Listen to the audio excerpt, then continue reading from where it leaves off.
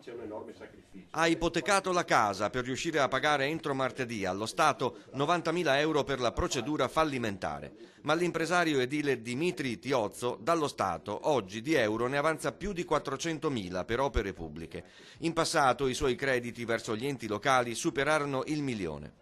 L'azienda ereditata nel 1985 dal padre Gianfranco è in concordato in continuità, sull'orlo della chiusura, soprattutto a causa dei mancati trasferimenti dello Stato agli enti locali, dai quali Tiozzo avanza cifre importanti, abbandonato e messo in condizione di fallire. Mi sembra proprio che lo Stato voglia di fatto scaricare sul basso e sui clienti, sui fornitori le loro problematiche. Dal 2008 a oggi la Tiozzo ha avuto un crollo del 70% delle commesse dagli enti pubblici. Le banche gli hanno chiuso le linee di credito, poi ci si è messo lo Stato a saldare le fatture anche in 9 mesi. Eppure la nuova legge europea gli impone di pagare i fornitori in 30 giorni. È applicabile al 100%, in maniera documentale sono inseriti su tutti i contratti di appalto, però di fatto non è così.